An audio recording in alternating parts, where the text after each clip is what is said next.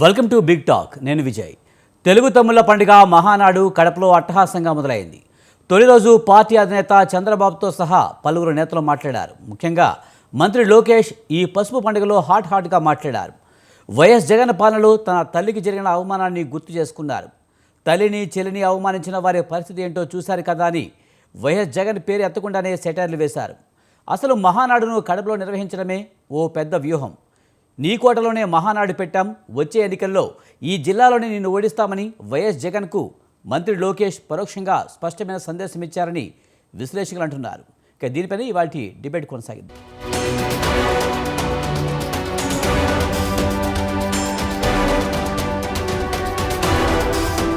తెలుగుదేశం అత్యంత ప్రతిష్టాత్మకంగా నిర్వహించే మహానాడుకు అభిమానులు కార్యకర్తలు భారీ ఎత్తున తరలివచ్చారు. ఈసారి మహానాడుకు కడపలో పెట్టడానికి ప్రధాన కారణం ఏంటి?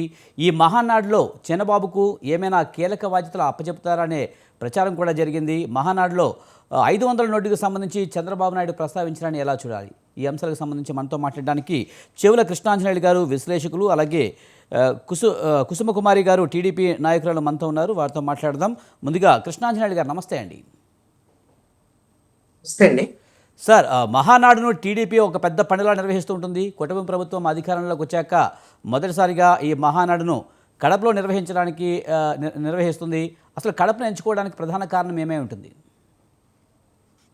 తెలుగుదేశం పార్టీ మహానాడును మీరు అన్నట్లుగా పండగలాగా నిర్వహించడం, ప్రజాస్వామ్యతంగా పార్టీలో ఎప్పటికప్పుడు ఎంపిక లేకపోతే ఎన్నిక ఈ రెండిట్లో ఏదైనప్పటికీ కూడా అధ్యక్షులు, అదేవిధంగా మిగతా సంబంధించినటువంటి జిల్లా అధ్యక్షులకు సంబంధించినటువంటి మార్పు చేర్పులు, అంతర్గతంగా పార్టీని బలోపేతం చేసుకునేటువంటి ప్రయత్నాలు మహానాడు ద్వారా తెలుగుదేశం పార్టీ చేస్తారు. ఇది తెలుగుదేశం పార్టీ ప్రతిపక్షంలో ఉన్నప్పుడు ఈ మహానాడుల్ని ప్రతిష్టాత్మకంగా నిర్వహిస్తున్నటువంటి సందర్భం ఉంది. అధికారంలో ఉన్నప్పుడు నిర్వహించడం అనేటువంటిది పెద్ద కష్టమైనటువంటి పని కూడా కాదు. అయితే రాయలసీమలో ప్రధానంగా ఆ కడప జిల్లాలో ఇప్పుడు మహానాడు నిర్వహించడం వెనక ఇదేదో జగన్మోహన్ రెడ్డికి సంబంధించినటువంటి వాళ్ళ జిల్లాలో వీళ్ళు వెళ్ళి టెస్ట్ వేయాలను, లేకపోతే జగన్మోహన్ రెడ్డికి ఏదో సవాల్ విసరాలను ఏవో చేశారు అని అందరూ అనుకునేటువంటి మాట. ఈ మహానాడులో ముఖ్యమంత్రి తెలుగుదేశం పార్టీ అధినాయకుడు చంద్రబాబు నాయుడు ఒక స్పష్టత ఇచ్చారు. మొట్టమొదటిసారి రాయలసీమలో, అది కూడా కడపలో 10 అసెంబ్లీ స్థానాలుంటే 7 అసెంబ్లీ స్థానాలని తెలుగుదేశం పార్టీ అభ్యర్థులు గెలిపించారు కడప ప్రజలు. కాబట్టి కడప జిల్లా ప్రజలకు కృతజ్ఞత తెలియజేయడం కోసం, రాయలసీమ ప్రజలకి కృతజ్ఞత తెలియజేయడం కోసం, అదేవిధంగా రాయలసీమ అభివృద్ధికి సంబంధించినటువంటి అంశాలు కూడా చర్చించాలనే ఉద్దేశంతో కడపలో ఈ విధమైనటువంటి మహానాడు కార్యక్రమాలను నిర్వహిస్తున్నామని చెప్పారు. అదే క్రమంలో ఆయన ఇంకొక ప్రస్తావన కూడా చేశారు. ఇప్పుడు 7 సీట్లు వచ్చాయి, మనం మరింత కష్టపడితే వచ్చే ఎన్నికల్లో 10 సీట్లకు 10 సీట్లు కూడా రావచ్చు, మనం ప్రయత్నం చేయాలి అని అన్నారు. ఏ రాజకీయ పార్టీ అయినా గెలవాలనే కోరుకుంటుంది. వాళ్ళు కూడా గెలవాలని కోరుకోవడంలో తప్పు కూడా ఏం కాదు అని. మీరు వైఎస్ఆర్ కాంగ్రెస్ పార్టీ ప్రభుత్వం వాళ్ళు 2019లో వాళ్ళు అధికారంలోకి వచ్చినప్పుడు వాళ్ళకు 151 సీట్లు వచ్చాయి. రాయలసీమలో 52 సీట్లు ఉంటే 49 సీట్లు వైఎస్ఆర్ కాంగ్రెస్ పార్టీ గెలిచింది. తర్వాత ఏమనుకున్నాడు జగన్మోహన్ రెడ్డి? ఈ రాష్ట్రంలో తెలుగుదేశం పార్టీ ఉండకూడదని, తెలుగుదేశం పార్టీని లేకుండా చేయాలి అని, తెలుగుదేశం పార్టీ ఆఫీసు మీద దాడి, చంద్రబాబు నాయుడు ఇంటి మీద దాడి, ఇలాంటివన్నీ కూడా చేశాడు. చేస్తే ఏమైంది? ప్రజలు ఇలాంటి అప్రజాస్వామికమైనటువంటి చర్యల్ని మేము అంగీకరించమని చెప్పేసి వైఎస్ఆర్ కాంగ్రెస్ పార్టీకి వ్యతిరేకంగా తీర్పిచ్చాడు. అందుకని ప్రజల మెప్పు పొంది, ప్రజల సంక్షేమం, రాష్ట్ర అభివృద్ధి ఈ విషయంలో ప్రజలు మనంలో పొందాల్సినటువంటి బాధ్యత ఏ ప్రభుత్వానికైనా ఉంటుంది. తెలుగుదేశం పార్టీ 2019, 2024 ఈ 2 ఎన్నికల్లో ఉత్తాన పాతాలను చూసింది. 4 దశాబ్దాల తెలుగుదేశం పార్టీ చరిత్రలో తెలుగుదేశం పార్టీ 23 స్థానాలకు పడిపోయినటువంటి చరిత్ర గతంలో ఎప్పుడూ లేదు. ఏదో అసరగా తెలుగుదేశం పార్టీకి ప్రతిపక్ష హోదా ఉంది. చంద్రబాబు నాయుడు ఏ విధంగా అసెంబ్లీలో అవమానపరిచారు ఏంటి అనేటువంటి విషయం కూడా అందరం చూసాం. మరి అలాంటి పరిస్థితి నుంచి ఈ రోజున కూటమి ప్రభుత్వం 164 స్థానాలకు వచ్చింది. 135 స్థానాలు తెలుగుదేశం పార్టీ గెలిచింది. ఇప్పుడు ఇంతకన్నా గొప్ప విషయం ఇంకేముంటుందండి? 175లో 164 వచ్చింది కూటమికి. ఇంకేంటి 11 సీట్లు. ఇవన్నీ వాళ్ళు అనుకున్నారు 151 నుంచి 175కి పోవాలని. ఇంకెవరు ఉండకూడదు, మనమే ఉండాలి. ఇప్పుడు 175కి 175 ఉండాలనే కోరికే రాంగ్ అని నేను అంటాను. ఏంటి అని అంటే, ఉమ్. ఎప్పుడు కూడా ప్రజాస్వామ్యంలో ప్రతిపక్ష పార్టీలు ఉండాలి, ప్రత్యర్థి రాజకీయాలు ఉండాలి. వాళ్ళ మెప్పు ఎలాగూ వాళ్ళకి అవకాశం ఉండదు. కనీసం వాళ్ళ విమర్శలు ఉంటే ఖచ్చితంగా మనం ఏదైనా తప్పులు చేస్తే సరిదిద్దుకునేదానికి ఉమ్. అవకాశం ఉంటుంది. అందుకని కడపలో ఈ విధమైనటువంటి మహానాడు పెట్టడం అనేటువంటిది ఇదేదో ఆ, వైఎస్ఆర్ కాంగ్రెస్ పార్టీకి పూర్తిగా నష్టం కలిగించాలనో, వైఎస్ఆర్ కాంగ్రెస్ పార్టీని సమూలంగా నాశనం చేయాలనో, రాజకీయాల్లో లేకుండా చేయాలనో బహుశా నేను తెలుగుదేశం కానీ పార్టీ అలాంటి ఆలోచన చేస్తాను నేను చెప్పడానికి కాదు, అనుకోను. ఆ ఉద్దేశం లేకపోవచ్చు. కానీ దాదాపుగా 40-50 సంవత్సరాలుగా కడపలో వైఎస్ కుటుంబానికి అయితే కడప కంచుకోటగా ఉంది. ఈ మహానాడు కడపలో పెట్టడం ద్వారా మీరు చెప్తున్నట్టు లాస్ట్ టైము 10 సీట్లకి 7 సీట్లు కూటమి ప్రభుత్వం గెలుచుకుంది. ఈ నేపథ్యంలో తమ బలం పెరిగింది కనుక అక్కడ శత్రువుని ఇంకా కొంచెం వీక్ చేయాలి, ఆ గెలుపుని ఇంకా కొంతకాలం కొనసాగించాలి నెక్స్ట్ ఎలక్షన్లో కూడా అనే ఒక ఉద్దేశం ఉండొచ్చు కదా. ఆటోమేటిక్గా ఇక్కడ ఇలాంటి సభలు పెట్టడం ద్వారా తన బలం నిరూపించినట్టుగా కూడా ఉంటుంది కదా. ఖచ్చితంగా అండి, మీరు అన్నమాట వాస్తవం. ప్రతి రాజకీయ పార్టీ తన బలాన్ని పెంచుకోవాలంటది. ప్రత్యర్థి రాజకీయ పార్టీల వాళ్ళని బలహీనపరచాలనేటువంటి ప్రయత్నాలు ఖచ్చితంగా ఏ రాజకీయ పార్టీ అయినా చేస్తుంది. అది ప్రజాస్వామ్యతంగా చేస్తే ఖచ్చితంగా ప్రజలు హర్షిస్తారు. ఇప్పుడు మహానాడు కూడా వాళ్ళు ఒక రకమైనటువంటి బల ప్రదర్శన చేయొచ్చు, తప్పేం లేదు. ఇప్పుడు అలాగని కడపలో, కడప జిల్లా అంటే ఏదో రాజశేఖర్ రెడ్డి, జగన్మోహన్ రెడ్డి వీళ్ళ యొక్క ఎస్టేట్ లాగానే ఎవరు అనుకోవద్దండి. ఇది కరెక్ట్ ఉమ్. కాదు. రాజకీయాల్లో గెలుపోటములు సహజమైనటువంటి విషయాలు. రాజశేఖర రెడ్డి కుటుంబము, రాజారెడ్డి రాజకీయాల్లో ఉన్నప్పటి నుంచి వాళ్ళు వార్డు మెంబర్లుగా ఓడిపోయినటువంటి చరిత్ర కూడా ఉంది ఇదే కడప జిల్లాలో.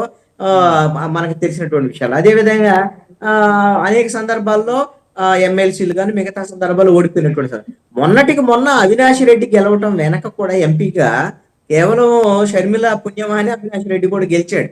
అదే విధంగా షర్మిలకి సరిగ్గా వీళ్ళు మద్దతు ఇచ్చుంటే తెలుగుదేశం పార్టీ వాళ్ళు అక్కడ కాంగ్రెస్ పార్టీ ఎంపీ షర్మిల గెలిచి ఉండేటువంటి వాళ్ళు. లేదు అంటే షర్మిల పోటీ చేయకుండా ఉన్న తెలుగుదేశం పార్టీ ఎంపీ గెలిచేవాళ్ళు. అంతే తప్ప ఒక రాజకీయంగా జగన్మోహన్ రెడ్డి పాలనని ఆంధ్రప్రదేశ్ లో ప్రజలు తిరస్కరించినటువంటి నేపథ్యంలో కడపలోను, రాయలసీమలో కూడా ప్రజల నుంచి వ్యతిరేకత వచ్చినటువంటి పరిస్థితి. ఫైనల్ గా నేను ఒక మాట చెప్తానండి. తెలుగుదేశం పార్టీ వాళ్ళు ఇప్పుడు చాలా గొప్పగా మాకు అధికారం ఉంది కాబట్టి ఇప్పుడు మహానాడు పెట్టుకున్నా, ఇది గొప్ప మహానాడు అని అందరూ అనుకుంటున్నారు కదా. నేను ఒకటి చెప్పగలను.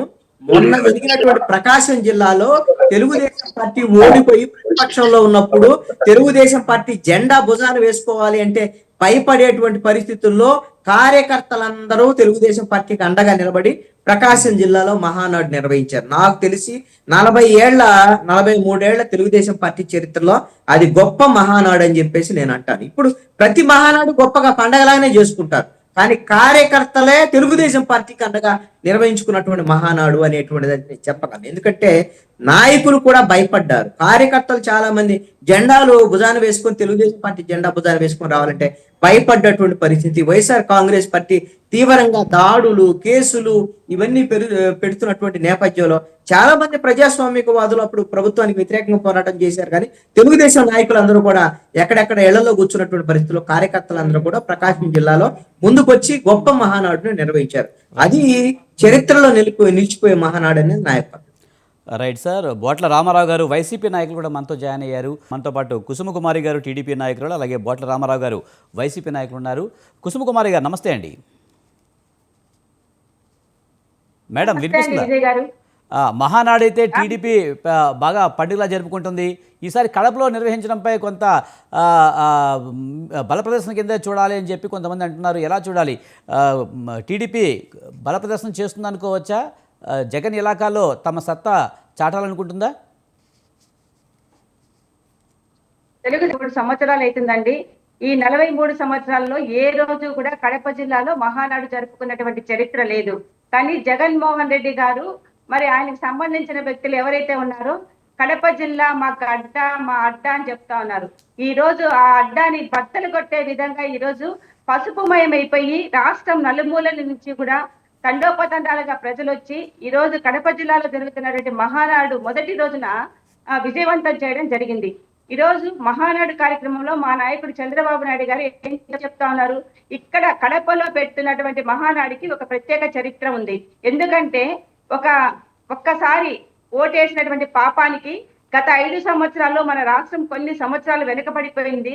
మరి ఆ తర్వాత ఆయన యొక్క మెంటాలిటీ తెలుసుకున్న తర్వాత ప్రజలందరూ కూడా ఎన్డీఏ గవర్నమెంట్ కి పట్టం కట్టడం జరిగింది. కానీ ఫస్ట్ మనం మళ్ళా చంద్రబాబు నాయుడు గారు 4వ సారి ముఖ్యమంత్రి అయినాక మొట్టమొదటిసారిగా మహానాడు కార్యక్రమం, అంటే లాస్ట్ మహానాడు ఎన్నికల కోడ్ ఉంది కాబట్టి జరుపుకోలేకపోయాము. ఈ మహానాడు కడపలో చేయడం జరుగుతా ఉంది. రాయలసీమ ప్రాంతం అంతా కూడా అభివృద్ధి చేయాలి. ఇక్కడ ఉన్నటువంటి ప్రాజెక్టులు ఏవైతే ఉన్నాయో అవన్నీ కూడా పూర్తి చేయాలి. హంద్రీనివా కానివ్వండి, గాలేరు నగరి, అదే విధంగా ముచ్చుమరి, ఇలాంటి ప్రాజెక్టులన్నీ కూడా పూర్తి చేసి రైతాంగాన్ని అంతా కూడా సస్యశ్యామలంగా తీర్చిదిద్ది ఇక్కడ పరిశ్రమలు తీసుకొచ్చి రాయలసీమ ప్రాంతాన్ని కూడా ఎందుకంటే రాయలసీమ ప్రాంతం వెనుకబడినటువంటి ప్రాంతం. ఇక్కడ ఉన్నటువంటి ప్రజలు చాలా మంది గల్ఫ్ దేశాలకు వెళ్ళి పొట్ట చేత పెట్టుకొని పోయి అక్కడ అంటే భర్తలను వదిలేసి, భర్తలు భార్యలు వేసి, భార్యాభర్తలు ఇద్దరు కూడా పిల్లల్ని వదిలేసి గల్ఫ్ దేశాల్లో బతికేటటువంటి ప్రాంతం అది. కాబట్టి ఈ ప్రాంతాన్ని మనం మన ఏరియాలోనే పరిశ్రమలు తీసుకొచ్చి ఇక్కడ వాళ్ళకి ఉపాధి అవకాశాలు కల్పించాలా అనేటటువంటి ఆలోచనతోటి చంద్రబాబు నాయుడు గారు ఉండడం జరుగుతోంది. అదే విధంగా ఇక్కడ రాయలసీమ ప్రాంతంలో ఉన్నటువంటి ఎవరైతే గూండాలు ఈ విధంగా ఈరోజు రౌడీలని చెప్పుకుంటున్నారే, మీసాలు వెలేసినటువంటి వ్యక్తులకి తల దించుకునే విధంగా ఈ రోజు కడపలో మహానాడు జరుపుకోవడం జరుగుతా ఉంది. ఎందుకంటే 7 నియోజకవర్గాలు ఉమ్మడి కడప జిల్లాలో 7 నియోజకవర్గాలు తెలుగుదేశం పార్టీ కైవసం చేసుకోవడం, ఎన్డీఏ గవర్నమెంట్ కైవసం చేసుకోవడం జరిగింది. రాబోయే రోజుల్లో ఉమ్మడి కడప జిల్లాలో 10కి 10 సీట్లు గెలుచుకోవాలనేటువంటి ఆలోచన కూడా మా తెలుగుదేశం పార్టీ నాయకులకు, కార్యకర్తలకు కూడా ఉందండి. కాబట్టి ఈ రోజు చంద్రబాబు నాయుడు స్పష్టంగా ఇంకా రేపు మొన్నాడు కూడా ఇంకా ఎన్నో దిశ నిర్దేశించడం కూడా జరుగుతుంది. ఇంకా ఆయన చేయబోయే పనులు ఏం చేస్తామనేది కూడా చెప్పడం జరుగుతుంది. ఈ సంవత్సరం రోజుల్లో ఏం అభివృద్ధి కార్యక్రమాలు చేశారో కూడా చెప్పడం జరుగుతుందండి. కాబట్టి ఈ రోజు కడపలో మహానాడు పెడుతున్నామంటే వైఎస్ఆర్ కాంగ్రెస్ పార్టీ యొక్క గుండెల్లో రైళ్లు పరిగెత్తానండి. ఎందుకంటే ఈ రోజు అబ్బా కొడుకులు ఇద్దరు, లోకేష్ బాబు గారు కానివ్వండి, చంద్రబాబు నాయుడు గారు కానివ్వండి, వాళ్ళు ప్రజలకు ఇచ్చినటువంటి మెసేజ్ కానివ్వండి, వాళ్ళు ఇచ్చినటువంటి సందేశం చూస్తామంటే వీళ్ళకి వైఎస్ఆర్ కాంగ్రెస్ పార్టీ వాళ్ళకి దిమ్మ తిరిగి మైండ్ బ్లాక్ అయిపోయింది. కాబట్టి ఈ రోజు మనము ఇంకా రేపు ఏం చెప్తారు చంద్రబాబు నాయుడు గారు, రేపు లోకేష్ బాబు గారు ఏం చెప్తారు అనేది కూడా మనం వేచి చూడాల్సినటువంటి అవసరం ఉంది. అదే విధంగా బహిరంగ సభకి 5 లక్షల మందికి పైన బహిరంగ సభను కూడా ఏర్పాటు చేయడం జరుగుతా ఉన్నాము. ప్రతి ఒక్కరూ కూడా కడపలో మహానాడు అంటే ఎంతో ఆతృతగా, ఎంతో ఇంట్రెస్ట్ గా చంద్రబాబు నాయుడు గారు కడపలో పెట్టినటువంటి మహానాడిని అక్కడ ఏం చెప్పబోతారు అని చెప్పి చాలా మంది ఆసక్తిగా కూడా ఎదురు చూడడం జరుగుతా ఉంది. అంతేకాకుండా లోకేష్ బాబు గారు అన్న మాటలు కూడా మనం ఒకసారి గుర్తు చేసుకోవాలి. ఎందుకంటే తల్లి చెల్లిని గౌరవించినటువంటి వ్యక్తి రాజకీయాలు ఏం చేస్తారు, రాష్ట్రాన్ని ఏమి అభివృద్ధి చేస్తారు, అసలు రాష్ట్రం పైన ఏం గౌరవం ఉందని చెప్పి కూడా మాట్లాడడం జరిగింది. ఎందుకంటే మనం గతంలో చూసాము వాళ్ళ కుటుంబ సభ్యులకి గౌరవమైనటువంటి జగన్మోహన్ రెడ్డి రాష్ట్రాన్ని ఏ విధంగా బాగుపరుస్తారనేసి. అదే విధంగా అక్కడ ఉన్నటువంటి ఒక మహిళా మంత్రి కూడా గాజులు, పూలు, ఏదో బొట్టు అలాంటివి ఇచ్చి పంపిస్తామని చెప్పి లక్షణంగా ఇవ్వండి, స్వీకరిస్తాను, వాటిలన్నింటి కూడా నా తోపుట్టులోకి ఇస్తానని చెప్పి కూడా లోకేష్ బాబు చెప్పడం, అది కూడా ఒకసారి గుర్తు చేయడం జరిగింది. కుసుమకుమారి గారు ముఖ్యంగా కడపలో మహానాడు చేయడం ద్వారా వైసీపీ బలహీనపడే అవకాశం ఉందంటారా? ఎందుకంటే ఆల్రెడీ మీరు బలంగానే ఉన్నారు, 10 సీట్లకి 7 సీట్లు వచ్చాయి, ఇంకా అంతకుమించి బల ప్రదర్శన ఏముంటుంది? ఆల్రెడీ గెలిచారు కదా. 2029 ఎలక్షన్స్ లో పులివెందుల నియోజకవర్గంలో తెలుగుదేశం పార్టీ అక్కడ ఉన్నటువంటి బీటెక్ ఇన్ఛార్జిగా ఉన్నారు. రేపు ఆయన కూడా ఎమ్మెల్యేగా కంటెస్ట్ చేయబోతా ఉన్నారు. అక్కడ ఉన్నటువంటి క్యాండిడేట్ గెలిపించుకోవడమే అక్కడ ఉన్నటువంటి ప్రజల యొక్క లక్ష్యము, తెలుగుదేశం పార్టీ యొక్క లక్ష్యము, మా నాయకుడి యొక్క లక్ష్యం కూడా అదేనండి. అందుకే తెలుగుదేశం పార్టీ ఉమ్మడి కడప జిల్లా 10కి 10 సీట్లు గెలుచుకోవాలి 2029 ఎలక్షన్స్ అని చెప్పేసి మా యొక్క టార్గెటే అది. కాబట్టి కనీసం వాళ్ళకు డిపాజిట్లు కూడా లేకుండా చేసేటటువంటి పరిస్థితులు రాష్ట్ర ప్రజలు. కుసుమకుమారి గారు, గతంలో జగన్మోహన్ రెడ్డి కూడా 175కి 175 అన్నారు. అతనికి అప్పుడు 151 సీట్లు వచ్చాయి, మంచి మెజారిటీ వచ్చింది. అయినప్పటికీ 175కి 175 కావాలన్నారు. నిజానికి ఇంతకుముందు కృష్ణాంజలి గారు చెప్పినట్టు 175కి 170 అనడమే కరెక్ట్, రాంగ్ అని చెప్పారు. ఇప్పుడు మీరు కడపలో 10 సీట్లుంటే కడపలో 10కి 10 అనడం అనేది కరెక్టా? అది ఎందుకంటే 10కి ఆల్రెడీ 7 వచ్చాయి. మీ బలమేంటో మీరు నిరూపించుకున్నారు. ఈ రోజు 11 సీట్లకు పరిమితం చేసేది ఒక చరిత్రే కదా. ఎన్డీఏ గవర్నమెంట్ అధికారంలోకి వచ్చింది కదా, 164 సీట్లు అధికారంలోకి వచ్చింది కదా. ఈ రోజు ఇది ఒక చరిత్రే కదా. మరి పులివెందులు ఓడించడానికి ఏమండి, అక్కడ ప్రజలకు ఏం న్యాయం చేస్తారు జగన్మోహన్ రెడ్డి, వాళ్ళకి ఏం మెసేజ్ ఇస్తా ఉన్నారు, ఎన్ని అవినీతి కార్యక్రమాలు చేస్తారో మనం చూసాం కదండి. ఎవరైనా ఒక సామాన్య కార్యకర్త ఇది కరెక్ట్ కాదు, ఇది తప్పు అని చెప్పి బయటకు వచ్చి చెప్పుకోవాలంటేనే చెప్పుకోలేని పరిస్థితుల్లో 5 సంవత్సరాలు ప్రాణాలు గుప్పెట్లో పెట్టుకొని కుటుంబం నుంచి బయటకు వచ్చి ఏదైనా ఇది అన్యాయం అని చెప్పాలంటే భయపడినటువంటి ప్రజలు ఈ రోజు అవకాశం కోసం ఎదురు చూసి 164 సీట్లు ఎన్డీఏ గవర్నమెంట్ కి ఇచ్చారండి. రాబోయే రోజుల్లో ఉమ్మడి కడప జిల్లాలో 10కి 10 సీట్లు గెలుచుకోవాలన్నటువంటి ఆలోచనతో రాష్ట్ర ప్రజలు ఈ రోజు ఉన్నారు. మా కడప జిల్లా ప్రజలు కూడా అదే విధంగా కంకణం కట్టుకొని ఉన్నారు. ఖచ్చితంగా రాబోయే రోజుల్లో జగన్మోహన్ రెడ్డికి ఇప్పుడు చెప్పినటువంటి బుద్ధి కంటే కూడా ఇంకా ఎక్కువ బుద్ధి చెప్తారు రాష్ట్ర ప్రజలు. కానీ ఇప్పటికైనా చూస్తా ఉన్నాం, నిన్న మొన్న కూడా కొన్ని మెసేజ్లు ఇస్తా ఉన్నారు. మేమేంది తాట తీస్తాము, మేము వదిలిపెట్టము, ఎక్కడున్నా చొక్కా పట్టుకొని లాక్కొస్తాము.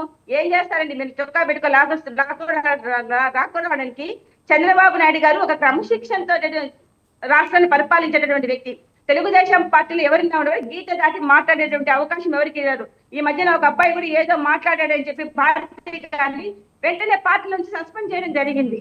కాబట్టి అటువంటి తెలుగుదేశం పార్టీ మీ పార్టీలో లాగా ప్రోత్సహించేటటువంటి ఏ అవినీతి కార్యక్రమాలు ఏదైనా చేసినా, ఎదుటి వాళ్ళని అసభ్యకరమైనటువంటి మాటలు మాట్లాడినా, మహిళలని గౌరవం ఇవ్వకపోయినా, దళితులని అసలే గౌరవం ఇవ్వకపోయినట్టయితే కనుక చంద్రబాబు నాయుడు గారు ఒప్పుకోరు. కానీ అక్కడ జగన్మోహన్ రెడ్డి ప్రోత్సహించినారు వాళ్ళని. కాబట్టి ఈ రోజు వాళ్ళందరూ కూడా అనుభవించే పరిస్థితికి వచ్చింది. కాబట్టి ఇది కాదండి, కక్ష సాధింపు అనేది కాదు రాజకీయం అంటే. రాష్ట్ర ప్రజలకు మనము అభివృద్ధి కార్యక్రమాలు చేయాలి, రాష్ట్రాన్ని అభివృద్ధిలో తీసుకురావాలి. మన రాష్ట్రం ఎంతో వెనుకబడిపోయింది. మనం కొత్తగా విడిపోయినటువంటి రాష్ట్రం మంది.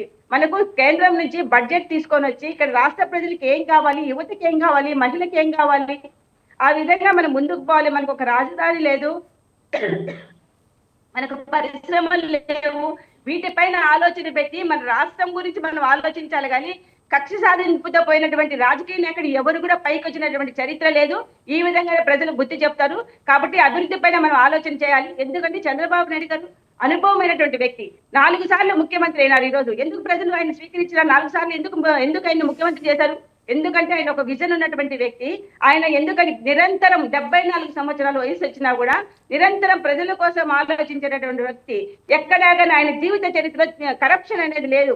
ఎంత నీతిగా పనిచేయాలి, ఆయన దగ్గర ఉన్నటువంటి సభ్యులను కూడా నీతిగా నిజాయితీగా పనిచేసేటటువంటి వ్యక్తి, నిరంతరం పనిచేయించుకునేటటువంటి వ్యక్తి చంద్రబాబు నాయుడు గారు. కాబట్టి ఈ రోజు మన రాష్ట్రం విడిపోయినా కూడా ఈ మాత్రమైనా ఉంది అంటే అది చంద్రబాబు నాయుడు గారు మన రాష్ట్ర ప్రజలకు పెట్టినటువంటి భిక్ష అని చెప్పి నేను తెలియజేస్తా ఉన్నా. రైట్. బొట్ల రామారావు గారు వైసీపీ నాయకులు మనతో ఉన్నారు, ఆయనతో మాట్లాడదాం. రామారావు గారు నమస్తే అండి.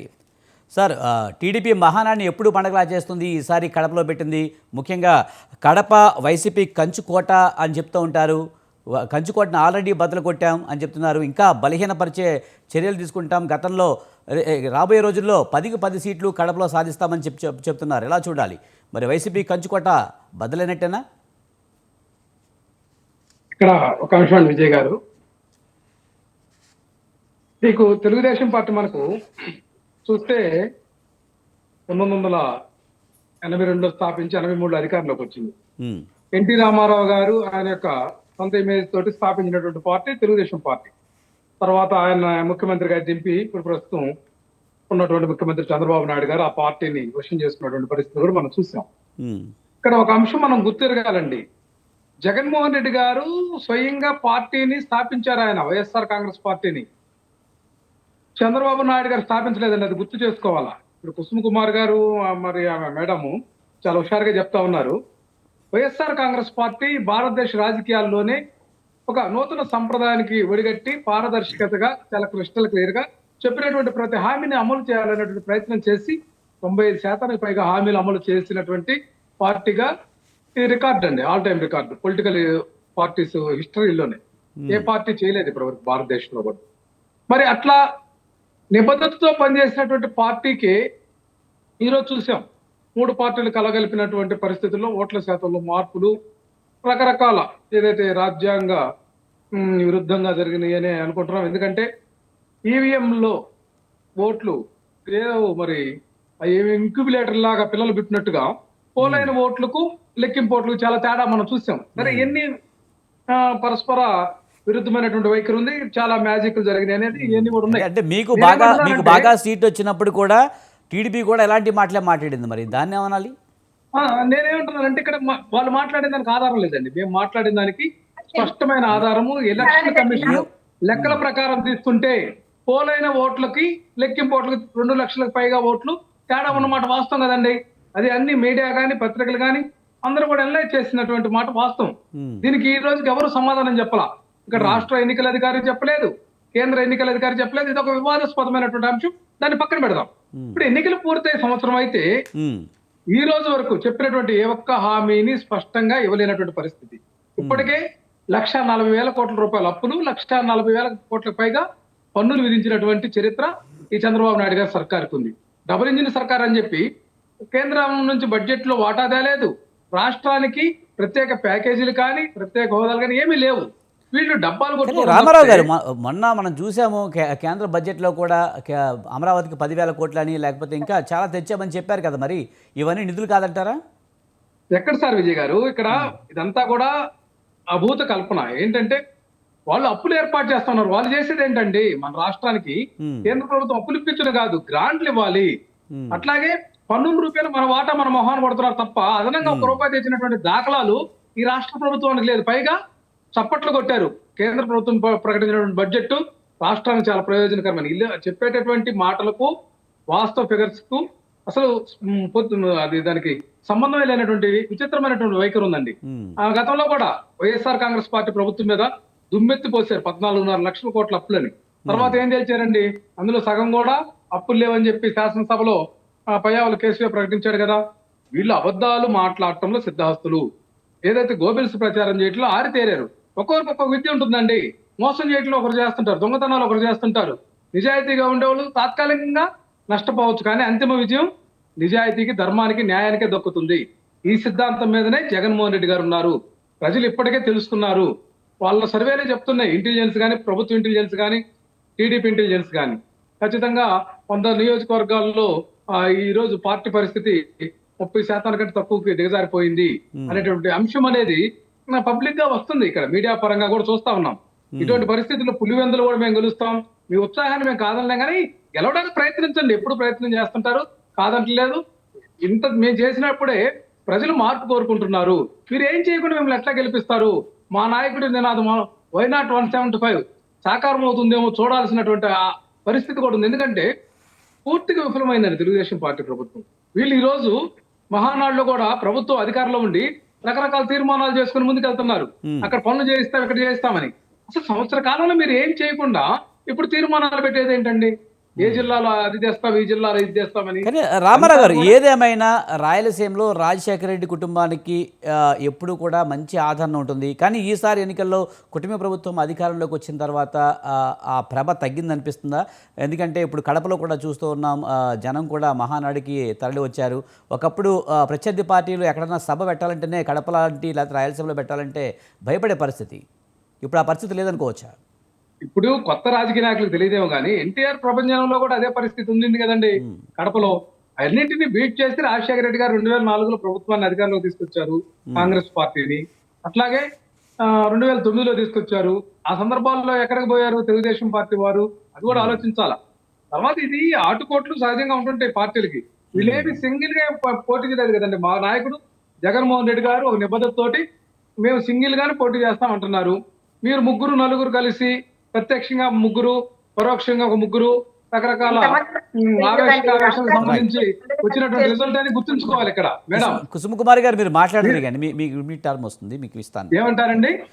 కుసుమ కుమారి గారు మధ్యలో మాట్లాడుతున్నారు, మీరు మాట్లాడుతున్నారు కానీ చెప్తాను. రైట్ మీరు కంటిన్యూ చేయండి. అదేనండి, నేనేమంటున్నానంటే కడపలో సీట్లు వచ్చినాయి రాలేదు ఇది కాదు అంశం. కడపలో 10కి 10 వస్తే ఏమన్నా ముఖ్యమంత్రి పీఠం వస్తుందా? ఇక్కడ రాష్ట్ర వ్యాప్తంగా జరిగేటటువంటి అంశాల మీద, మనకి జరుగుతున్నటువంటి అంశం మీద ఈరోజు మహానాడులో కూడా. కానీ రామారావు గారు, ఒక విషయం చెప్పండి. 43 ఏళ్ల పాటు టీడీపీ చాలా ఆటుపోట్లు ఎదుర్కొంది, అలాగే ప్రతిపక్షంలో కూర్చుంది. కానీ ఇప్పుడు మీరు ప్రతిపక్షంలో కూర్చోవాలంటేనే భయపడుతున్నారు, ఎందుకు? ఇక్కడ వైఎస్ఆర్ కాంగ్రెస్ పార్టీ చాలా ఉద్యమ పార్టీ అండి. ఇది చాలా బలంగా నిలబడినటువంటి పార్టీ. ఇది ఎక్కడ ఎవరికి భయపడేటటువంటి పరిస్థితి లేదు, అబద్ధాలతోటి ప్రయాణం చేయదు, చేయగలిగిందే చెప్తుంది. ఇది కొత్త రాజకీయాలకు నాంది పలికాం ఈ ఆంధ్రప్రదేశ్ లో. ఇప్పుడు చంద్రబాబు నాయుడు గారు 4వసారి ముఖ్యమంత్రి, 40 సంవత్సరాల హిస్టరీ. ఆయన చెప్పుకోవడానికి ఒక పథకం చూపించమంటే మా రాజశేఖర రెడ్డి గారు ఫీజు రియంబర్స్మెంట్, 108, ఆరోగ్యశ్రీ, ఇట్లా కలకాలం గుర్తుండిపోయేటటువంటి పథకాలను అందించినటువంటి ఘనత మా నాయకత్వానికి. రైట్ అండి, అది ఎవరు కాదనట్లేదు. రాజశేఖర రెడ్డి మంచి పథకాలు అందించారు, అన్నీ బాగానే ఉన్నాయి. కానీ ఇప్పుడు 43 ఏళ్ల చరిత్రలో టీడీపీ ప్రతిపక్షంలో కూర్చున్న ప్రజల వైపు నుంచి పోరాడింది, అసెంబ్లీకి వెళ్ళింది, మాట్లాడింది. కానీ ప్రతిపక్షంగా ఉన్నప్పటికి కూడా మీకు ప్రతిపక్ష హోదా లేకపోయినా కూడా ఒక ప్రతిపక్ష పార్టీగా ప్రజలు గుర్తిస్తున్నారు. కానీ మీరు అసెంబ్లీకి ఎందుకు వెళ్ళలేకపోతున్నారు? ప్రజల తరపున ఎందుకు పోరాడలేకపోతున్నారు? గతంలో చంద్రబాబు నాయుడు గారు కూడా అసెంబ్లీకి రాలేదండి. ఇక్కడ ప్రొటెస్ట్ చేయటం ఏమైంటే మేము మా నాయకుడు జగన్మోహన్ రెడ్డి గారు అయ్యన్న పాత్రుడు గారికి, స్పీకర్ గా ఉన్నటువంటి అయ్యన్న పాత్రుడు గారికి ఒక లేఖ రాశారండి. మాకు ప్రతిపక్ష హోదా కల్పించమంటూ అఫీషియల్ గా అధికారికంగా లేఖ రాస్తే దానికి సంవత్సర కాలంగా సమాధానం లేదు. ఇదే వాళ్ళ వైఫల్యం. దాన్ని నిరసిస్తూ ఒక బాధ్యతాయుతమైనటువంటి స్పీకరు చేయాల్సినటువంటి విధానం ఇది కాదు అని చెప్పి మేము దాన్ని ప్రొటెస్ట్ చేస్తా అసెంబ్లీకి వెళ్తున్నది. అంతకుమించి ఇంక మరొకటి కాదండి. రైట్. కృష్ణాంజనేయులు గారు, ముఖ్యంగా 43 ఏళ్ల పాటు టీడీపీ చాలా ఆటుపోట్లు అయితే ఎదుర్కొంది.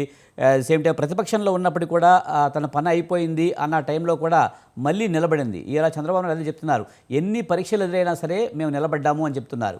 సార్, మొత్తం ఎలా చూడాలి మొత్తం టీడీపీ చరిత్రని?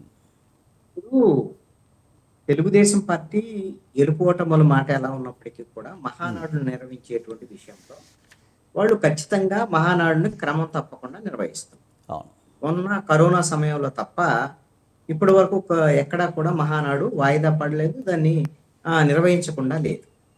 ఇది ఎందుకు అసలు మహానాడు అనేటువంటి అంశం? ఎందుకంటే రాజకీయ పార్టీలు ప్రజాస్వామ్యయుతంగా వ్యవహరించాలి, అంతర్గత ప్రజాస్వామ్యం కూడా ఉండాలి. ప్రాంతీయ పార్టీలు వ్యక్తి కేంద్రంగానూ కుటుంబ కేంద్రంగానూ నడుస్తాయి. ఇక మిగతా నాయకులందరూ కూడా వాళ్ళకేం ఎన్నికలేం జరగవు, ఉన్న అధ్యక్షుడేం మారడు, ఆ వ్యక్తే ఉంటాడు, వాళ్ళ కుటుంబమే ఉంటది. కానీ కనీసం ఈ ఎంపిక ప్రక్రియ అయినా సరే ఒక ప్రజాస్వామ్యయుతంగా ఒక మహానాడు పెట్టుకొని ఒక సమావేశం నిర్వహించుకొని కార్యకర్తలందరూ పిలిచి పండగ చేసుకొని అందరూ కలిసి మాట్లాడుకొని అలా చేస్తే బాగుంటుంది, ఇలా చేస్తే బాగుంటుంది అని ఒక చర్చలు జరిపి చేయటం అనేది మంచి పద్ధతి. దాంట్లో ఎంత మేరకు అర్థవంతమైన చర్చలు ఉన్నాయి ఏంటి సెకండరీ. మరి ఇప్పుడు వైఎస్ఆర్ కాంగ్రెస్ పార్టీ తెలుగుదేశం మహానాడును చూసి నేర్చుకుంటే మంచిదని నా యొక్క సూచన. ఇది ఎందుకు అంటే ఇది సూచన మాత్రమే, వాళ్ళ ఇష్టం అది. ఎందుకోసం అంటే రెండు పార్టీలు ప్రాంతీయ పార్టీలు రెండు కూడా వ్యక్తి కేంద్రంగా ఉన్నటువంటి పార్టీలు. అటు చంద్రబాబు లోకేష్ కుటుంబమే, ఇక్కడికి వచ్చారు కదా జగన్మోహన్ రెడ్డి సంబంధించినటువంటి పార్టీలకు సంబంధించి. మరి ఇప్పుడు 2011లో వైఎస్ఆర్ కాంగ్రెస్ పార్టీ పెట్టిన తర్వాత అసలు వాళ్ళ పార్టీ ప్లీనరీ కార్యక్రమాలు ఎప్పుడు జరిగాయండి?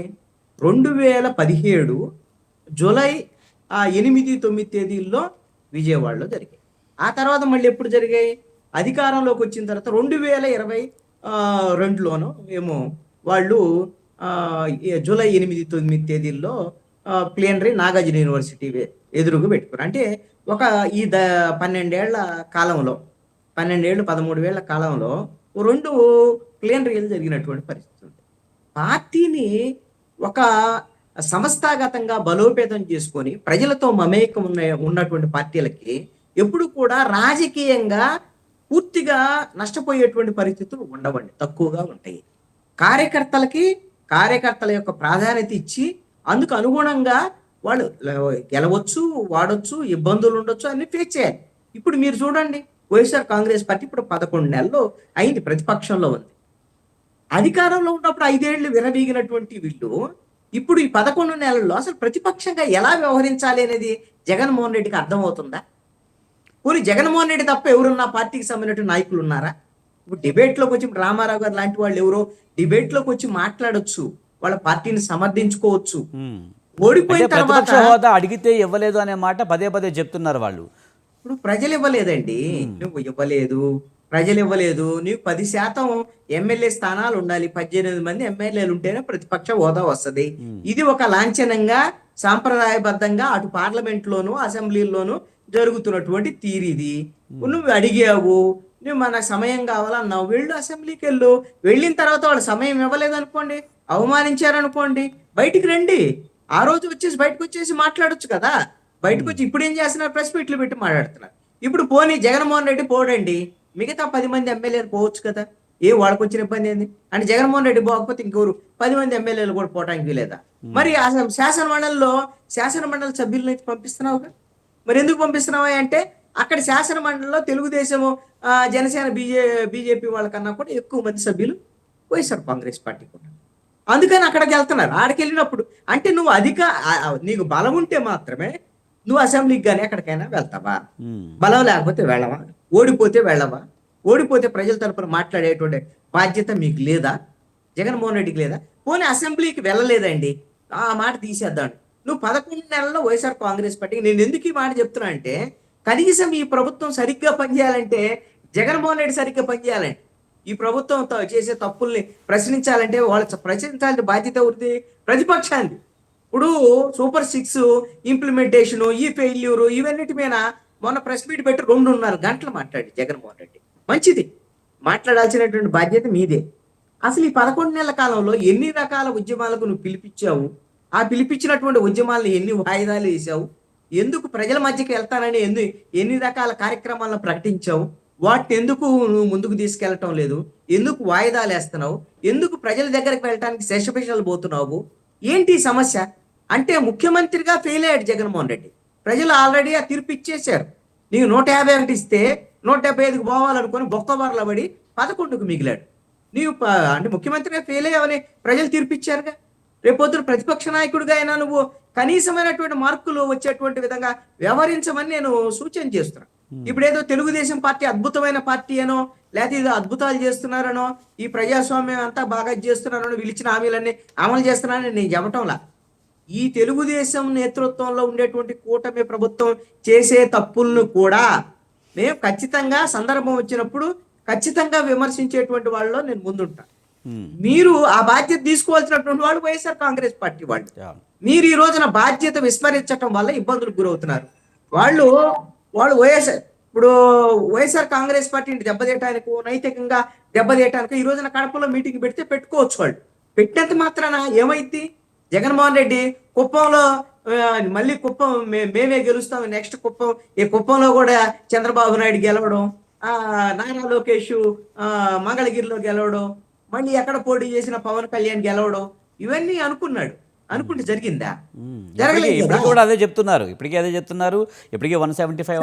అలాగని ఇప్పుడు వీళ్ళు కూడా ఇప్పుడు కడపలో మీటింగ్ పెట్టేంత మాత్రాన ఇక జగన్మోహన్ రెడ్డి పని అయిపోయింది, వైఎస్ఆర్ కాంగ్రెస్ పార్టీ పని అయిపోయింది అంటే ప్రయత్నం చేస్తే చెయ్యొచ్చు. వాళ్ళంతటా చేతులారా జగన్మోహన్ రెడ్డి తప్పులు చేసుకొని జనంలోకి పోలేదనుకోండి, ముఖ్యమంత్రిగా అలా పోవాలా. ప్రతిపక్షంలో కూడా నువ్వు పోకుండా బెంగళూరుకే పరిమితం అయితే, ఇక్కడికి వచ్చి ఆంధ్రప్రదేశ్కి వచ్చి ప్రెస్ మీట్లుగా పరిమితం అయితే రేపు జగన్మోహన్ రెడ్డికి ఏం అవకాశం ఉంటది? ఇదేం తెలుగుదేశం పార్టీ వాళ్ళు జనసేన బీజేపీ ఏదో చేయటం కాదు. తనంత తప్పులు చేసుకొని తనెత్తన తనే చేతులు పెట్టుకున్నాడు జగన్మోహన్ రెడ్డి. ఈ తప్పుల నుంచి బయటపడాలి జగన్మోహన్ రెడ్డి. వీళ్ళు ఎలాగో దెబ్బ కొట్టారు, దెబ్బ కొట్టాలని చూస్తారు రాజకీయ ప్రత్యర్థులు ఎవరైనా సరే. దాన్ని తట్టుకొని నిలబడటం అనేటువంటిది రాజకీయ పార్టీలకు ముఖ్యం. అది ఎంత మేరకు నిలబడతారు ఏంటి, కడపేంది, అసలు రాష్ట్ర వ్యాప్తంగా వైఎస్ఆర్ కాంగ్రెస్ పార్టీ పరిస్థితి ఏంది భవిష్యత్తులో చూడాలి. రైట్. కుసుమ కుమారి గారు, ముఖ్యంగా ఈ మహానాడులో లోకేష్కి ఏదైనా కీలక బాధ్యతలు అప్పచెప్తారనే ఒక ప్రచారం నడుస్తుంది. ముఖ్యంగా పార్టీ వర్కింగ్ ప్రెసిడెంట్గా నియమించాలనే ప్రచారం బాగా ఎక్కువ జరుగుతుంది. ఆ మధ్యకాలంలో డిప్యూటీ సీఎం కావాలనే ప్రచారం కూడా బాగా జరిగింది. ఎలా చూడాలి? ఏదైనా కీలక బాధ్యతలు అప్పచెప్తున్నారా కుసుమ కుమారి గారు? వినిపిస్తుందండి. లోకేష్ బాబు 2014 ముందు పార్టీ వ్యవహారాలను చూసుకునేవాడు. ఆ తర్వాత 2014 అంతకుముందు ఫస్ట్ ఆయన స్టార్టింగ్ లో రాజకీయాల్లోకి వచ్చినప్పుడు ఫస్ట్ పార్టీ వ్యవహారాన్ని చూసుకోమని చెప్పడం జరిగింది. తర్వాత ఎమ్మెల్సీ ఇచ్చి ఆయన మినిస్ట్రీ చేయడం జరిగింది. ఆ తర్వాత మంగళగిరిలో ఎమ్మెల్యే ఎన్నికలకు రావడం, ఆయన ఓడిపోవడం జరిగింది. తర్వాత ఆయన ఏం చేశారు, ఓడిపోయిన తర్వాత యువగలం పాదయాత్ర అని చెప్పి పాదయాత్ర చేసి ప్రజల్లోకి, అంటే కుసుమ కుమారి గారు, మీ వాయిస్ ఏదో వాయిస్ క్లారిటీ లేదండి, ఏదో ప్రాబ్లం ఉన్నట్టుంది. రైట్, మీ వాయిస్ ఏదో ప్రాబ్లం ఉంది కుసుమ కుమారి గారు. అని చెప్పి వీళ్ళు వైఎస్ఆర్ కాంగ్రెస్ పార్టీ అంటున్నారు కదా, పప్పు కాదు. కుసుమ కుమారి గారు మళ్ళీ మాట్లాడదామండి. మీది వాయిస్ సరిగ్గా లేదు, క్లారిటీ లేదు, మీ వాయిస్ క్లారిటీ లేదండి. రైట్. రామారావు గారు సార్, ఈ మహానాడులో లోకేష్కి ఇంకా కీలక బాధ్యతలు అప్పచెప్పబోతున్నారు.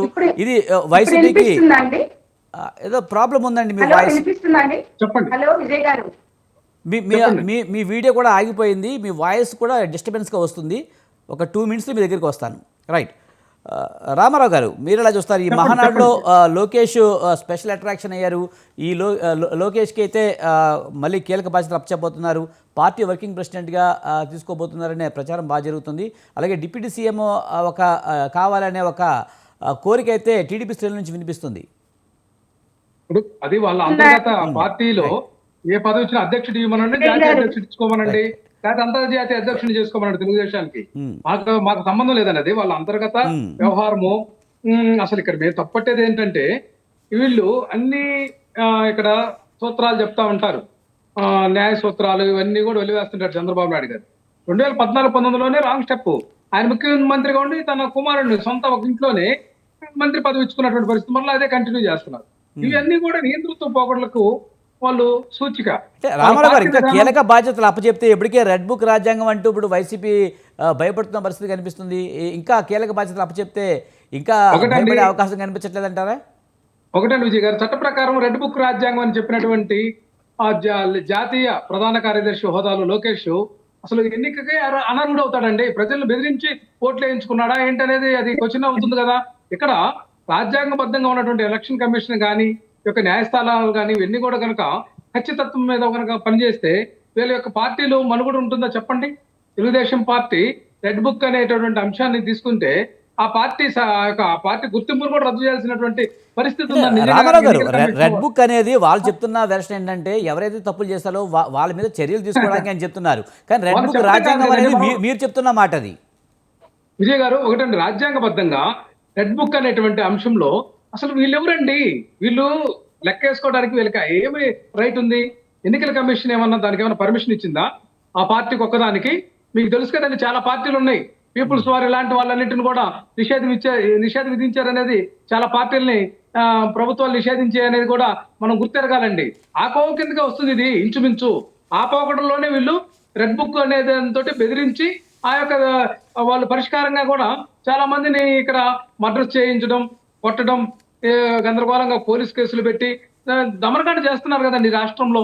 1 year గా దౌర్జన్యకాండ, దమనకాండ, వైఎస్ఆర్ కాంగ్రెస్ పార్టీ సానుభూతి పరులని వెంటాడటం, వేటాడటం, వాళ్ళని అసలు ఆఫీసులు మెట్లు ఎక్కకుండా నిర్బంధించడం, పోలీసుల ద్వారా అక్రమ కేసులు పెట్టించడం, ఈ మధ్య కూడా చూసాం మనం దొంగ గంజాయి కేసులు పెట్టించడం, ఇవన్నీ చేస్తా ఉన్నారు. మరి సార్ ముఖ్యంగా రామారావు గారు, లోకేష్ తన తల్లికి జరిగిన అన్యాయం గురించి కూడా ఆయన ఈ సభలో ప్రస్తావించారు. అలాగే జగన్ పరోక్షంగా కూడా చెప్పారు, తల్లిని చెల్లిని అవమానించిన వారి పరిస్థితి ఏమైందో చూసాం కదా అంటూ కూడా పరోక్షంగా చెప్పడం జరిగింది. సార్ ఎలా చూడాలి? తన తల్లికి జరిగిన అవమానాన్ని లోకేష్ మర్చిపోలేకపోతాడు అనుకోవచ్చా? ఇక్కడ అవమానం కాదండి, ఇక్కడ జరిగింది ఏంటంటే అసలు విషయము, వీళ్ళు కొడాలి నాని, వల్లభనేని వంశీ జూనియర్ ఎన్టీఆర్ కి సంబంధించి అనుకూలంగా ఉండేటువంటి మనుషులు అని చెప్పి ఆ రోజు పార్టీలోనే ఉన్నప్పుడే, వంశీ గారు పార్టీలో ఉన్నప్పుడే వాళ్ళ కుటుంబం మీద తెలుగుదేశం పార్టీ సోషల్ మీడియాని వాళ్ళ భార్యని, వాళ్ళ కుటుంబ సభ్యుల్ని అసాసినేట్ చేస్తూ ఆ పోస్టింగ్ చేయించాడు లోకేష్ గారి ఆధ్వర్యంలో.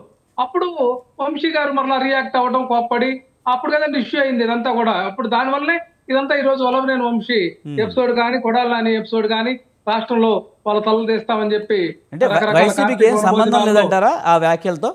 కమ్మవారి కార్తీక వనభోజనాల్లో కానీ, అట్లాగే తెలుగుదేశం పార్టీ మీటింగ్ లో కానీ ఆ వార్నింగ్లన్నీ ఇచ్చినటువంటి మాట వాస్తవే కదండి బహిరంగంగా. ఇది ఎక్కడ ఎవరు స్టార్ట్ చేశారు అనేది కూడా మనం చూడాలి. లోకేష్ ఏమి అమాయకుడు కాదు, పప్పు కాదు. అతను ఇంటర్నల్ గా మొత్తానికి ఒప్పుకున్నారు రామారావు గారు. ఎంతకాలం పప్పు అన్నారు, పప్పు కాదు నిప్పని ఒప్పుకుంటున్నారా? నిప్పని కాదండి, అతను పప్పే కాదు. వంశీ గారి వంశంలో పప్పు కాదని చెప్తున్నా. ఎందుకంటే ఆయన మీద అసాసినేట్ చేశారు కదా సోషల్ మీడియాలో కూడా పెట్టేసి. రైట్. కృష్ణాంజనేయులు గారు, ప్రధానంగా ఈ మహానాడులో అయితే లోకేష్కి కీలకమైన పదవులు అప్పచెప్తారని ఒక ప్రచారం అయితే జరిగింది. డిప్యూటీ సీఎం కావాలనే ఒక ప్రచారం కూడా ఆ మధ్యకాలంలో కొంతమంది కార్యకర్తలు కానీ నాయకులు కానీ మాట్లాడిన పరిస్థితి. పార్టీ పగ్గాలు లోకేష్కి అప్పచెప్తే చంద్రబాబు నాయుడు స్థాయిలో ఆ విధంగా తీసుకెళ్ళగలుగుతాడా? ఆ సామర్థ్యం లోకేష్కి ఉందంటారు?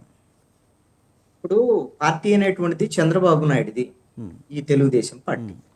ఎన్టీ రామారావు దగ్గర నుంచి 1994 ఎన్నికల తర్వాత 95లో చంద్రబాబు నాయుడు తీసుకున్నటువంటి పరిస్థితి. ఆ తర్వాత ఏకఛత్రాధిపత్యంగా చంద్రబాబు నాయుడు, అదేవిధంగా ఆ తర్వాత లోకేష్, వీళ్ళిద్దరి మధ్య ఇప్పుడు ఆ పార్టీ నడుస్తున్నటువంటి పరిస్థితి. ఇక నందమూరి కుటుంబం కూడా బాలకృష్ణ ఎమ్మెల్యేగా ఉన్నప్పటికీ కూడా కేవలం ఎమ్మెల్యే మాత్రమే. తెలుగుదేశం పార్టీ మీద ఆయనకేం హక్కులు లేవు అనేటువంటి.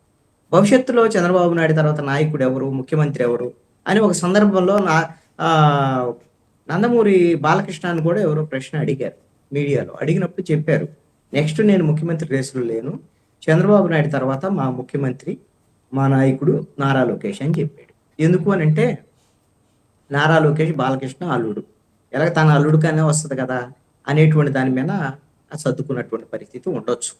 ఇప్పుడు ఆల్రెడీ మహానాడులో ఈ రోజున మొదటి రోజు జరిగినటువంటి చాలా మంది వివిధ జిల్లాలకు సంబంధించినటువంటి నాయకులు మాట్లాడినటువంటి సందర్భంలో చాలా స్పష్టంగా బహిరంగంగా వాళ్ళు ఒక డిమాండ్ చేశారు. నారా లోకేష్కి పార్టీకి సంబంధించినటువంటి అధ్యక్ష బాధ్యతల్ని అప్పచెప్పండి చంద్రబాబు నాయుడు అని చెప్పి చాలా స్పష్టంగా అడిగారు.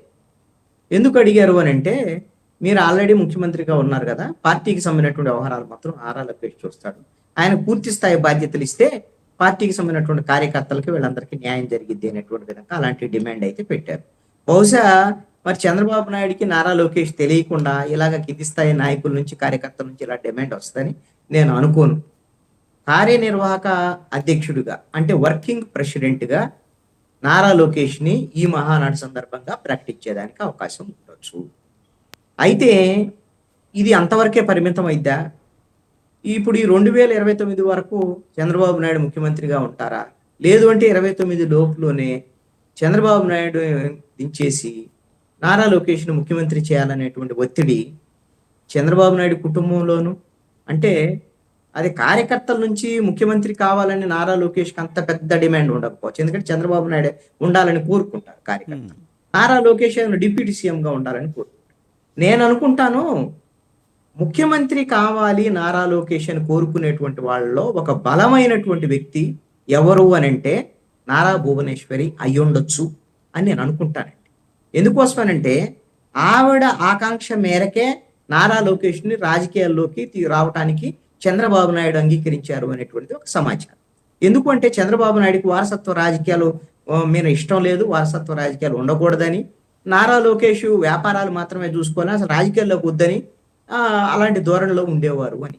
ఆ సందర్భంలోనే నారా భువనేశ్వర్ ఒత్తిడి మేరకే నారా లోకేష్ని రాజకీయాల్లోకి ఒప్పుకోవటము, అదేవిధంగా 2014లో ఎమ్మెల్సీని చేయటము, ఓడిపోయిన తర్వాత అది 2019లో కూడా ఆయన ఎమ్మెల్సీ చేయటము, 2014లో ఆయన మంత్రిని చేయటము, వ్యవహారం ఇవన్నీ కూడా జరిగినటువంటి పరిణామాలన్నీ కూడా కుటుంబ ఒత్తిడి మేరకే జరిగాయి అనేటువంటిది.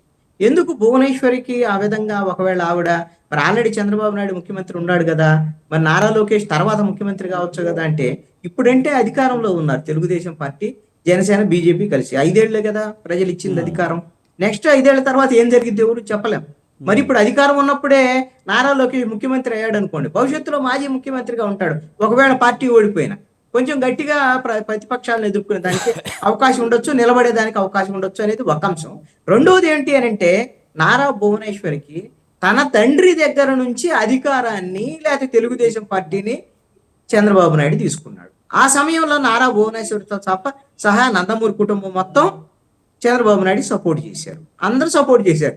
ఇప్పుడు వాళ్ళందరూ పక్కకి వెళ్తే వెళ్ళి ఉండొచ్చు, పురంధేశ్వరి వాళ్ళు బీజేపీలోకి వెళ్ళొచ్చు, దగ్గుపాటి వెంకటేశ్వరరావు వైఎస్ఆర్ కాంగ్రెస్ పార్టీలో ఉండొచ్చు, ఇప్పుడు ఆయన రాజీనామా చేసాడో ఉంటాడో ఎవరికి తెలియదు. కానీ భువనేశ్వరి విషయానికి వచ్చేసరికల్లా తన కుమారుడు అంటే తన తండ్రి ప్రారంభించినటువంటి తెలుగుదేశం పార్టీ ఇప్పుడు తన భర్త ముఖ్యమంత్రిగా ఉన్నాడు, తన కుమారుడు ముఖ్యమంత్రి అయ్యి తెలుగుదేశం పార్టీ తన కుమారుడు చేతుల్లోకి వస్తే బాగుంటుంది మరి నారా భువనేశ్వర్ ఆశిస్తే ఆశించొచ్చాం. అలాంటి డిమాండ్ ఏమైనా కుటుంబం నుంచి చంద్రబాబు నాయుడుకు ఉందేమో తెలియదు. ఇప్పటికిప్పుడుగా మరి చంద్రబాబు నాయుడు కాదని నారా లోకేష్ ముఖ్యమంత్రి చేస్తారో లేదో తెలియదు. అది రాష్ట్రానికి సంబంధించినటువంటి అంశం. ముఖ్యమంత్రి ప్రస్తావన అయితే ఎక్కడ రాలేదు, కానీ డిప్యూటీ రాలేదంటే కార్యకర్తల్లో వస్తూనే ఉంది, చర్చ జరుగుతూనే ఉంది. డిప్యూటీ సీఎం కూడా అంటున్నారు, ఒకవేళ ఆయన సీఎం కావాలి అని అంటే అది ఆంధ్రాలో తెలియటువంటి అంశం కాదు, ఢిల్లీలో ఉన్నటువంటి నరేంద్ర మోడీ, అమిత్ షా ఒప్పుకుంటే మాత్రమే అయిద్ది అనేటువంటి విషయం మాత్రం ఇది అందరికీ తెలిసిన బహిరంగ రహస్యం. ఇప్పుడున్న పరిస్థితుల్లో కూడా 135 స్థానాలు తెలుగుదేశం పార్టీకి ఉన్నా సరే ముఖ్యమంత్రి కావాలి నారా లోకేష్ అంటే కేంద్రంలో ప్రధానమంత్రి నరేంద్ర మోడీ అమిత్ షా వాళ్ళిద్దరు ఒప్పుకుంటేనే అయింది. ఎందుకంటే మీకు ఒక ఉదాహరణ చెప్తాను. ఉమ్, మీకు 2023 తెలంగాణ ఎన్నికలకు ముందు నరేంద్ర మోడీ హైదరాబాద్కు వచ్చి ఒక బహిరంగ సభలో చెప్పాడు, ఉమ్, గతంలో కేటీఆర్ ను ముఖ్యమంత్రిని చేయాలని కేసీఆర్ వచ్చి నా దగ్గరకు వచ్చి అడిగాడు, అవును. నేను ఒప్పుకోలేదని చెప్పాడు. అసలు అప్పుడున్నటువంటి టిఆర్ఎస్ పార్టీకి బీజేపీకి ఏం సంబంధం? అసలు వాళ్ళిద్దరు మిత్రులు కాదు, ఏమీ కాదు. అసలు టిఆర్ఎస్ అధికారంలో ఉంది, వాళ్ళు ముఖ్యమంత్రిని ఎవరు చేసుకోవాలంటే వాళ్ళ ఇష్టం. కానీ ప్రధానమంత్రి నరేంద్ర మోడీని అడిగితే తను ఒప్పుకోలేదు కాబట్టి చేయలేదని చెప్పాడు.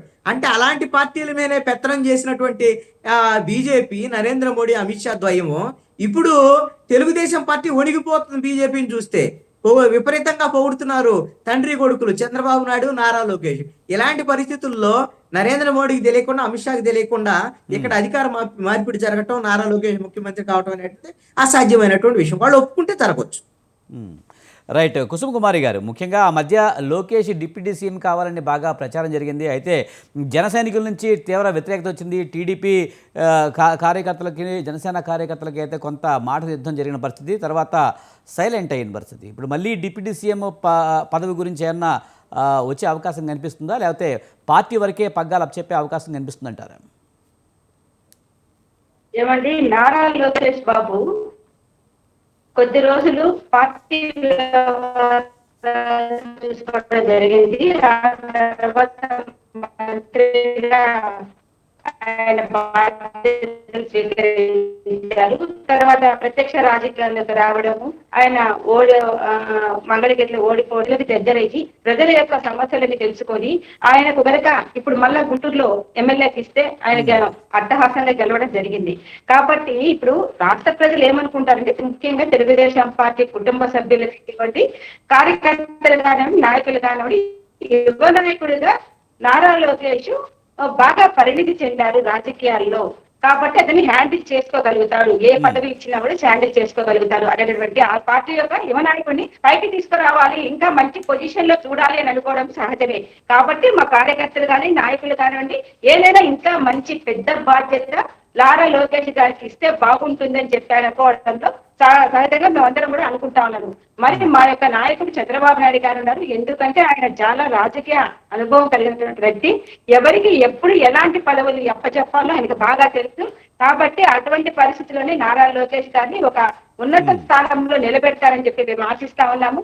ఇప్పుడు ఎన్డీఏ గవర్నమెంట్ లో మేము ఉన్నాం కాబట్టి మేము ఇప్పుడు ఇప్పుడు డిప్యూటీ సీఎం గా మరి పవన్ కళ్యాణ్ గారు ఉన్నారు. మరి ఆయన్ని కూడా మేము ఆయన తీసి పక్కన పెట్టి నారా లోకేష్ కి పదవి ఇవ్వాలని చెప్పానటువంటి ఆలోచన కూడా మేము చేయకూడదు. ఎందుకంటే మేము ఎన్డీఏ గవర్నమెంట్ లో బీజేపీ, జనసేన, టీడీపీ 3 పార్టీలు కలిసి గవర్నమెంట్ ఫామ్ చేసి ఈ రోజు రాష్ట్రంలో మేము ముందుకెళ్తా ఉన్నాము.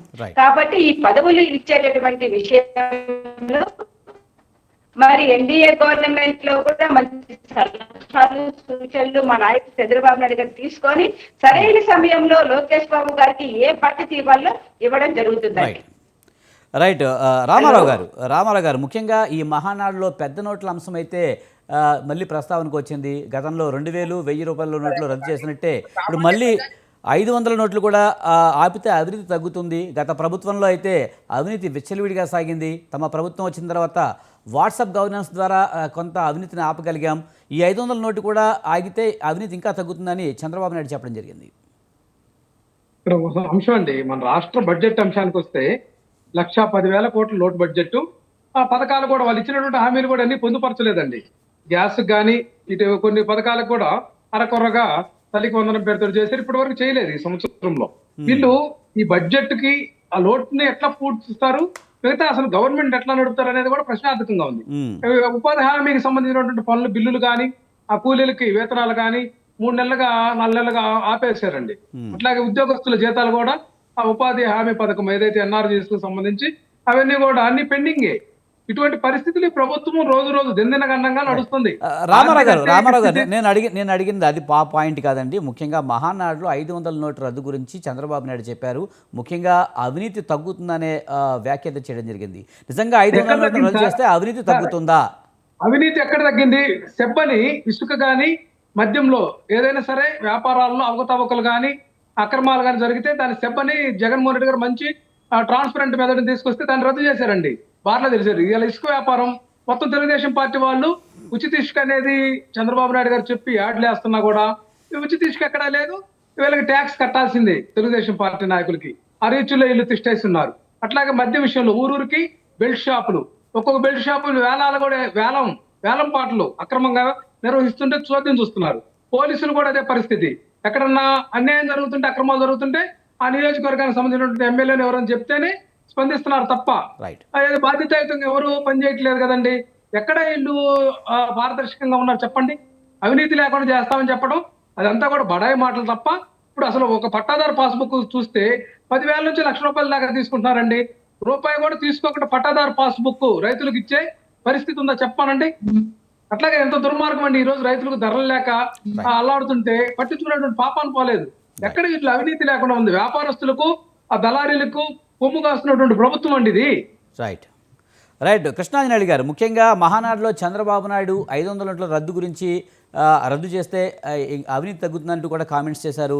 నిజంగా 500 నోట్లు రద్దు చేస్తే అవినీతి తగ్గుతుందంటారా? ఇప్పుడు ఖచ్చితంగా పెద్ద నోట్లు లేకుండా ఉంటే కొంత అవినీతి తగ్గేదానికి అవకాశం ఉంది. దాన్ని ఆహ్వానించేటువంటి అవసరం ఉంది. అయితే పెద్ద నోట్ల రద్దు పేరుతో ఇప్పుడు 2000 నోట్ల రద్దు అప్పుడు ప్రధానమంత్రి ఏం చెప్పాడు? ఉగ్రవాదులకి డబ్బులు వెళ్తున్నాయి, ఇవన్నీ కూడా రద్దు అయితే ఉగ్రవాదుల సమస్యను మనం అధిగమించవచ్చు అనేటువంటి విధంగా చెప్పారు. ఇప్పుడు ఏమైంది? మొన్న పహల్గాం దాడులు, ఇది మొత్తం దేశాల మధ్య యుద్ధం దారి తీసేటువంటి పరిస్థితులు మనం అంటే ఇంకా ఉగ్రవాద సమస్య ఉందిగా. 2000 నోట్లు రద్దు తర్వాత నల్లధనం మొత్తం అంటే ఎవరెవరి దగ్గర నల్లధనం ఉందో మొత్తం బయటకు వస్తానండి. ఎవరెవరి దగ్గర ఉన్న 2000 సంబంధించినటువంటి మొత్తం వచ్చి బ్యాంకులకు వచ్చి మార్చుకున్నారు. అందరూ హాయిగా వెళ్ళిపోయినటువంటి పరిస్థితి. మార్చినటువంటి వాళ్ళు బీజేపీ వాళ్ళు ఉన్నారు, అధికార పక్ష వాళ్ళు ఉన్నారు, అందరూ ఉన్నటువంటి పరిస్థితి. ఇప్పుడు డిజిటల్ కరెన్సీ పెరుగుతున్నటువంటి నేపథ్యము ఇవన్నీ ఉన్నాయి. పెద్ద నోట్లను ఇప్పుడు 500 నోట్లు రద్దు చేసి 100 నోట్లు, 50 నోట్లు, 20 నోట్లు ఇవి పెడితే మంచిదే, కాదనటం లేదు. అలాంటి ప్రయత్నం ఇదంతా కూడా కేవలం తీర్మానాలకు తప్ప అది పెద్ద ఉపయోగపడేటువంటి అంశంగా చంద్రబాబు నాయుడు చాలా సందర్భాల్లో కూడా ప్రతి సందర్భంలో మాట్లాడుతున్నాడు. కేంద్ర ప్రభుత్వం దృష్టికి కూడా బహుశా తీసుకొస్తున్నాడు అనుకుంటా. నాకు తెలిసి అయితే ఒకవేళ అలాంటి 500 నోట్ల రద్దు అంశం ఆలోచన కూడా కేంద్ర ప్రభుత్వం దృష్టిలో ఉంటే ఉండొచ్చేమో. వాళ్ళకి పెద్ద సమస్యగా ఉంది ఏంటంటే అసలు కరప్షన్ కన్నా కూడా ఈ రాజకీయ నాయకులకు సమస్యగా ఉన్నటువంటిది ఏంటి అని అంటే రేపు ఎన్నికల సమయంలో డబ్బు పంపిణీకి సంబంధించినటువంటి వ్యవహారము. ఈ పెద్ద నోట్లు ఉండటం వల్ల ఎక్కువ డిమాండ్ జనానికి ఇప్పుడు ఓటుకి ఎంత ఇవ్వాలి అనేటువంటి అంశము పెరుగుతూ వస్తుంది అనేటువంటిది కూడా ఒకటి ఉండట్లుంది. అందుకని ఈ చిన్న నోట్లు ఉంటే కొంత ఇప్పుడు దాని ద్వారా డబ్బులు పంపిణీ విషయాల్లో కూడా ఆన్లైన్ లో డబ్బులు పంపిణీ చేస్తున్నారు. బ్యాంకులకే అకౌంట్లకు డబ్బులు ఇస్తున్నటువంటి పరిస్థితులు ఇవన్నీ కూడా నడుస్తున్నటువంటి పరిస్థితి ఉంది. ఈ విధంగా చంద్రబాబు నాయుడు ఆలోచన అయితే ఒక రకంగా 500 నోట్లు రద్దు అనేటువంటి అంశం, పెద్ద నోటు వద్దు అనేటువంటి అంశం మంచిదే. కానీ దాని వల్లే అవినీతి పోయిద్దని కానీ లేకపోవటాన్ని కానీ లేదు. ఎందుకంటే కరప్షన్ అంతా కూడా పాలిటిక్స్ లో ఉంది, పొలిటీషియన్స్ దగ్గర ఉంది. ఎవరైతే పొలిటికల్ పార్టీలకు సంబంధించిన అధికారంలో ఉన్న వాళ్ళు, అదే విధంగా కార్పొరేట్ శక్తులు, వీళ్ళిద్దరూ కలిసి పంచుకుంటుంటే కరప్షన్ అంతా మీ దగ్గర ఉంటే కరప్షన్ ఎట్లా పోయింది? ఇప్పుడు 500 నోట్ల రద్దుతో కరప్షన్ పోయింది. ఇప్పుడు ఆదానితో జగన్మోహన్ రెడ్డి 1740 కోట్లు తీసుకొని ఆంధ్రప్రదేశ్ సంబంధించినటువంటి విద్యుత్ ఒప్పందాల ద్వారా 1,50,000 కోట్ల రూపాయలు నష్టం జరిగేటువంటి విధంగా చేశాడు అని ఇదే చంద్రబాబు నాయుడు ఆరోపణ చేశాడు ప్రతిపక్షంలో ఉన్నప్పుడు. పయ్యావుల కేసుతో కేసు కూడా వేయించాడు. ఇప్పుడు అదే ఆదానితో ఒప్పందాలు చేసుకుంటున్నాడు, ఆదానితో చట్టా పట్టాలు వేసుకొని తిరుగుతున్నాడు చంద్రబాబు నాయుడు. అంటే ఇప్పుడు కరప్షన్ ఏమైనా పోయినట్ట ఉన్నట్ట ఏమనాలి? అంటే పార్టీలు అధికారంలో లేనప్పుడు ఒక మాట మాట్లాడుతున్నారు, అధికారంలో ఉన్నప్పుడు ఇంకొక మాట మాట్లాడుతున్నారు. కార్పొరేట్లు, పొలిటీషియన్స్ కలిపి ఈ విధమైనటువంటి కరప్షన్ పెంచి పోషిస్తున్న పరిస్థితిలో ఈ నోట్ల రద్దు వల్ల కరప్షన్ తగ్గిద్దని మనం చెప్పలేం. రైట్. థ్యాంక్ యూ కృష్ణాంజనేయులు గారు, అలాగే కుసుమ కుమారి గారు, అలాగే బొట్ల రామారావు గారు. థ్యాంక్ యూ వెరీ మచ్ అండి డిబేట్లో పాల్గొన్నందుకు. ఇది ఇవాల్టి బిగ్ టాక్. చూస్తూనే ఉండండి స్వతంత్ర.